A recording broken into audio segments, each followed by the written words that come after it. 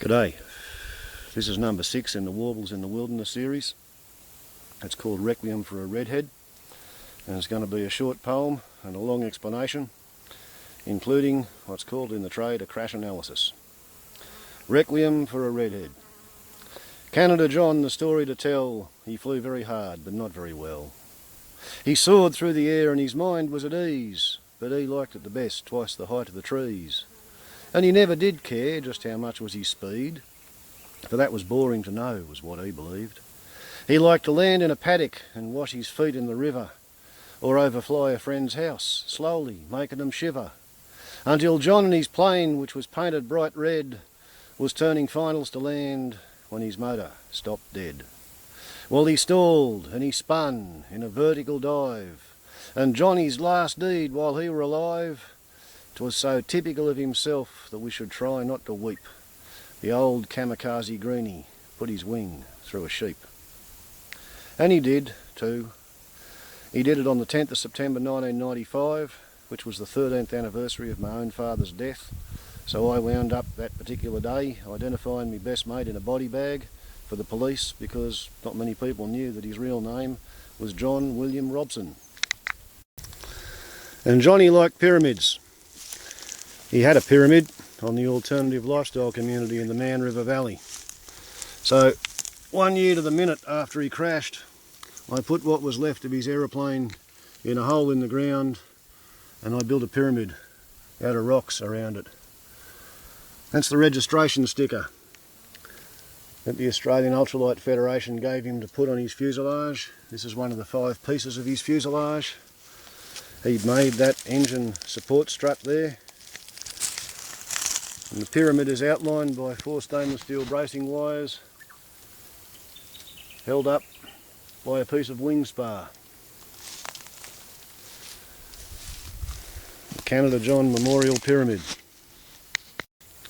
I first met him in 1986 in a restaurant at a service station where he was wriggling his fingers and talking in meaningful Japanese to a hamburger. Turned out that his religion was a Mk3, and they believe they can radiate the light of God. And he's a vegetarian, so what he was trying to do was radiate the light of God and use that to detoxify all the horrible stuff that was going to be in the meat in the hamburger, and he had to do it before the hamburger cooled down because he was raised a meat eater and he just craved the taste of having a hamburger. So he and I became firm friends. He told me a fair bit about himself. When he was 16, he left Canada on a motorcycle and he rode to Mexico for his school holidays. Pretty cool trick. His father had been in the Canadian Air Force, helping to set up the distant early warning line to protect Canada and America from the Russian atom bombs over the North Pole. So Johnny wanted to be a pilot at some point in his life. He played the guitar by choice, but he was raised to play the violin, and his father got pretty cranky that he didn't want to continue with being a violin player.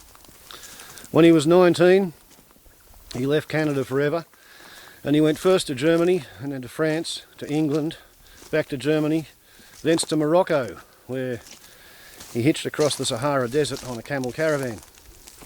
He told me that it took 1 year to get from Morocco to Rhodesia, where he got a job shoveling coal on a steam train, not because he was broke, but he liked steam trains.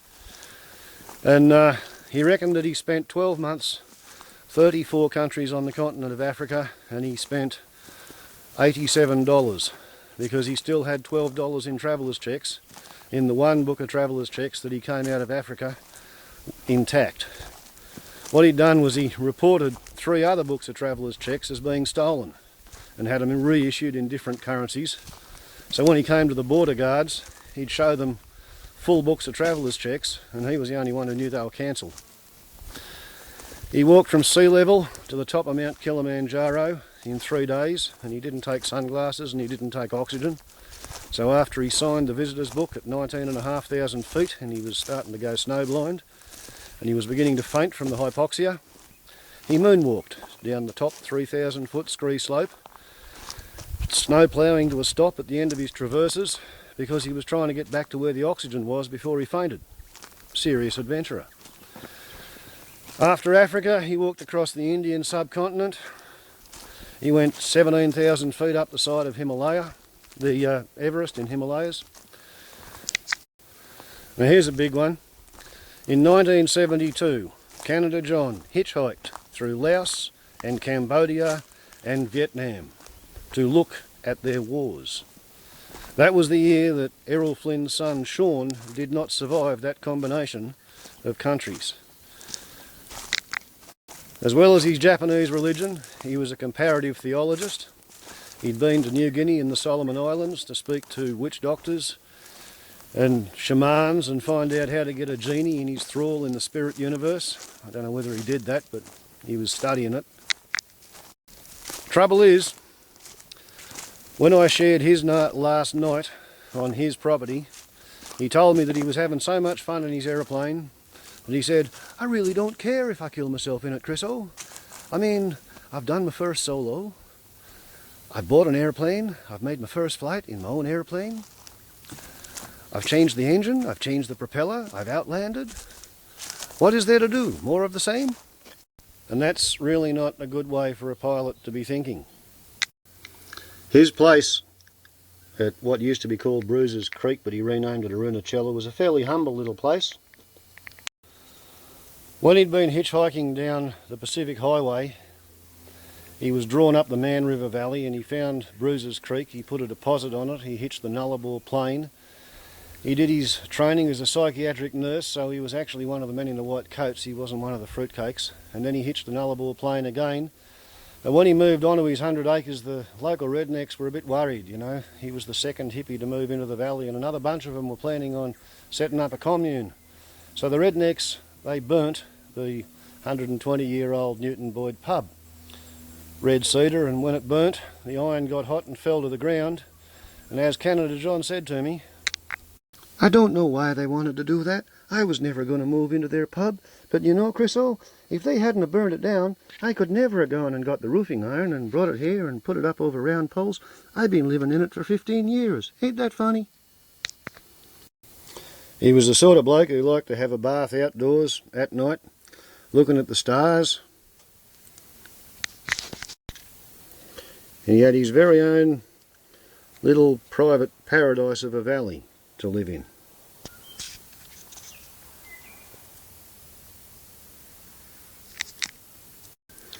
But anyway, he came to me in about 1991, filled with enthusiasm to go and start playing with aeroplanes, even though there are some people who just should not play with aeroplanes, and he was probably one of them.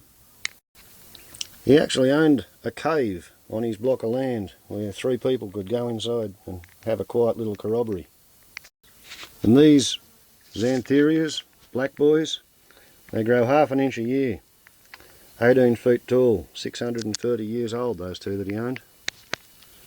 So the first time he came to me wanting to know about aeroplanes, I gave him a big pile of magazines, sent him home to read about them, and when he came back after half a year, he'd worked out that he wasn't the sort of person to play with aeroplanes. But a couple of years went by and he'd pretty much done everything else he wanted to do. 56 countries on the way to Australia. So I sent him to a flying school to learn to fly properly. And they gave him 16.5 hours in their aeroplane because they reckoned that he understood enough about it to bring it back in one piece. And then he reckoned he was a pilot. And so he went to the local Waitalabar cooperative and he borrowed the money to buy himself an aeroplane. He went out and he bought himself a Skycraft-Scout Mk3 with wing warping, and when he got it, it had a Fuji Robin 18 horsepower engine, which I thought was pretty good because the one that I used to fly when I was a kid, it had an 8 horsepower engine, and Canada John's had wing warping. It had 3-axis controls. Mine didn't have that. Mine's in fact so primitive that these days it hangs in a transport museum. So what he first came home was one of these, with a single set of A-frame struts from the fuselage down to the undercarriage. And the previous owner gave him a brand new, freshly overhauled Rotax 377 engine, which was bubble wrapped. So after a while playing around with the Robin engine, Johnny decided to put the Rotax on, which involved us supervising him making a set of engine support struts because the Rotax engine was heavier than the Robin. So here we have a picture of Canada John with his Rotax engined Mk3 Scout. You can see the wing warping actuator there. And here he is looking at his cooling fan. And here is his engine. The cooling fan used to live in that shroud there. As you can see, he's broken the propeller. And the propeller bolts are a bit bent as well, but they're not going to show up. And the carburettor never came back. When he bought it, it even came equipped with a set of floats, but he never got around to trying them. He's actually doing a bit of pre-flight yoga to limber up there. Would you believe he was 44 years old, he could stand on one foot and kick the lintel of the door over his head. And here we have my last surviving air-to-air picture of Canada John test flying his Mk3 Rotax engine Skycraft-Scout at the Glen Innes runway, taken from the back seat of old mate's Dragonfly tug. Okay, so here's what happened and what went wrong. This is a photocopy of the crash analysis that I submitted to the police, who gave it to the coroner, and then I had to give another copy to the Bureau of Air Safety Investigations. It was moderate to severe turbulence and he had the flu. And yes, he'd been smoking a little bit that morning as well, which I'd tried to break him of the habit of. He got to the point where he was making his final turn, and there were 300 sheep with pregnancy toxemia in the paddock, and he looked down and saw one of them having convulsions. I believe he fixated on the sheep and he began to side slip. The previous day he had broken one of the 3 little red plastic clips which held his throttle cable onto his left hand upright tube. So the span-wise airflow blew his unrestrained throttle cable up against the back of the engine, which should have had a grill over the inlet for the cooling fan, but we didn't know that when it came out of the bubble wrap. So the cooling fan quite literally winched his throttle cable out of the carburettor and stopped the engine. If he'd been a bit of a better pilot, he would have used full left rudder to accelerate the falling wingtip. However, $1,000 gets you a peanut.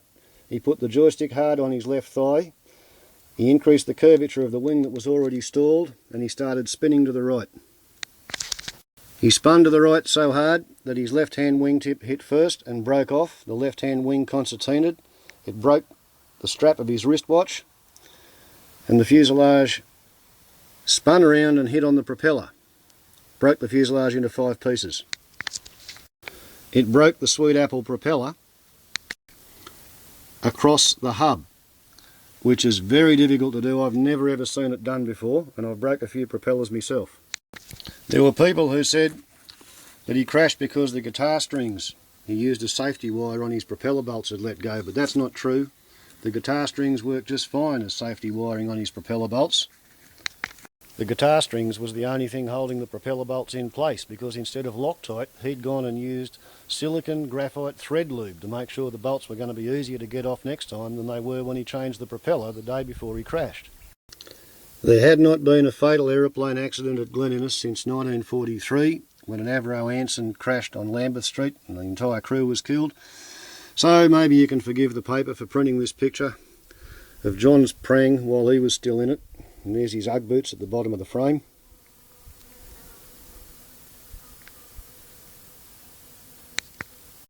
The day that he died, there was a thunderstorm that wiped out all telecommunications in the valley. There were simultaneous memorial services for him at Waitalabar, at Armidale, at Lismore, in Sydney, in Kobe, in Ottawa, Vancouver and Toronto in Canada.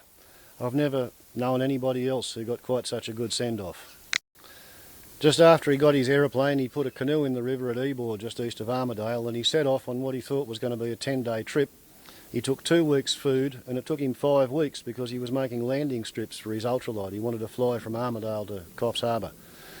He was a dreamer, he was an adventurer, and some people just shouldn't play with aeroplanes. Canada John was one of them. I miss him. He was my best mate.